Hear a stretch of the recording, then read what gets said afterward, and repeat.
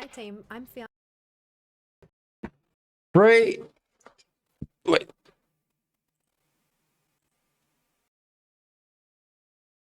Why is there no? Okay. Yeah. Pray system.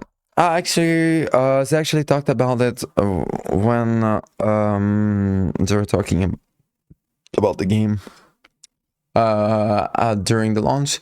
They actually didn't really explain it, so I would like. I'm actually curious to get like more information about the Pray system.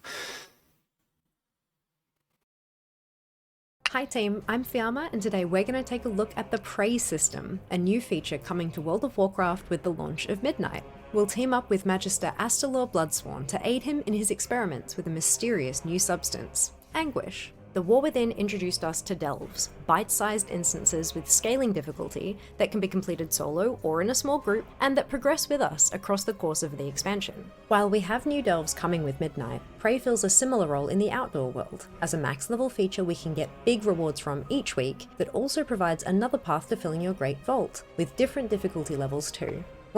Okay, this is interesting because like it adds up a layer to this type of the gameplay that Delves actually offered, which is actually quite a good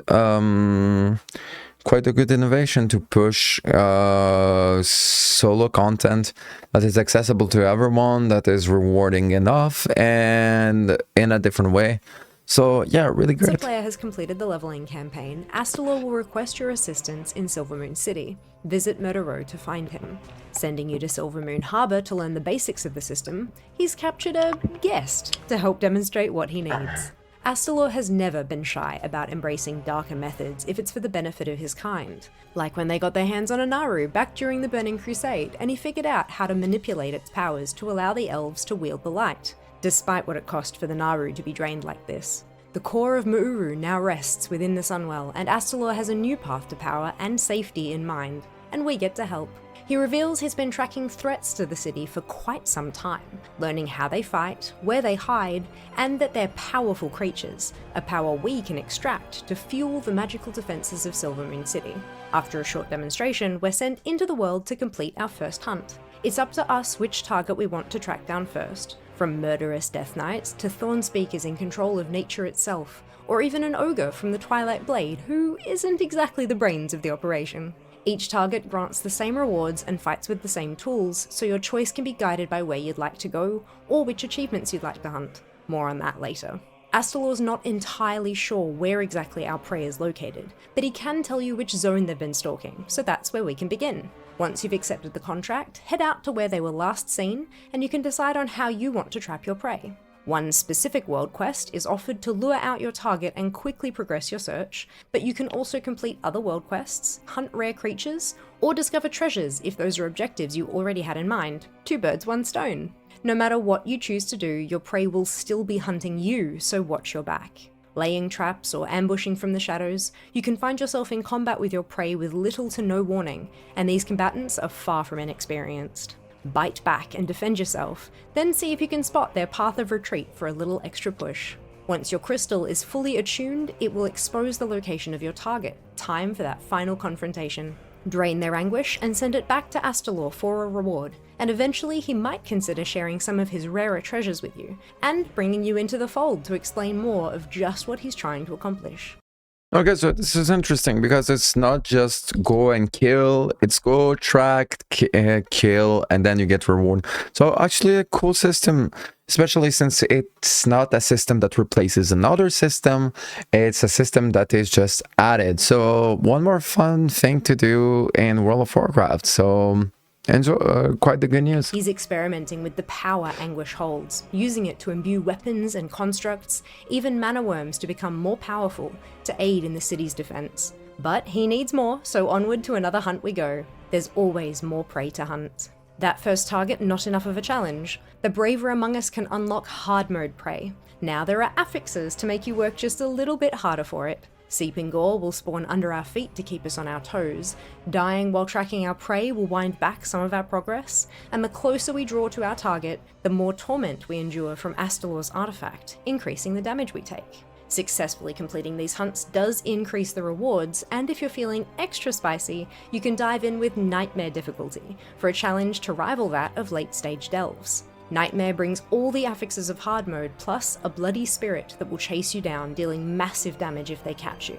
Astalor has additional demands here too, commanding the death of a nearby enemy, taking his pound of flesh from us if we fail to deliver his kill with haste.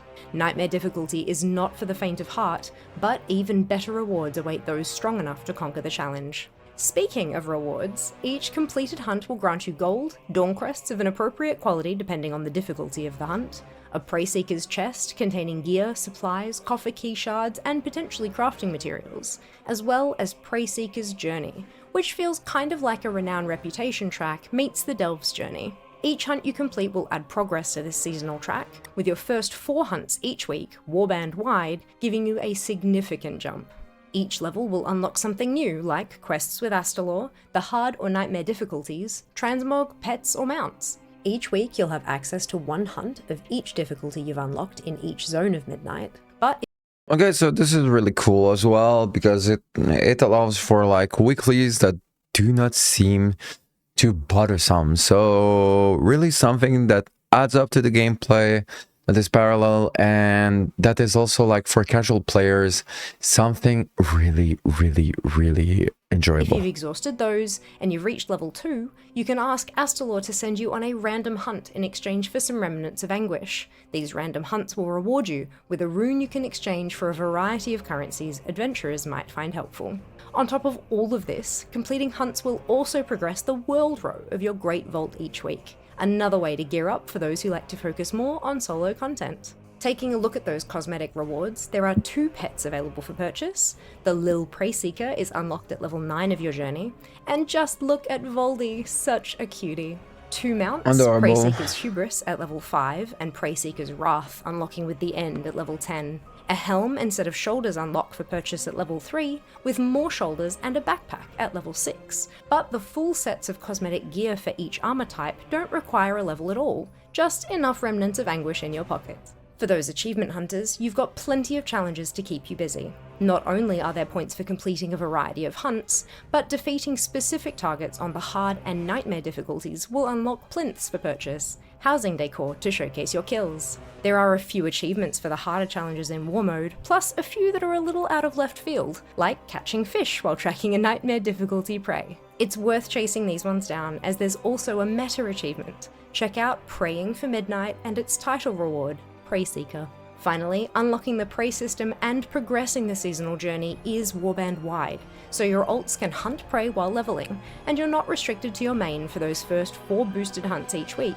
Choose whichever character you'd like to play on a given day. As with all things in beta, the specifics here are subject to change, but if you're keen to dive into the hunt with a handful of friends, I've got some information you might find useful.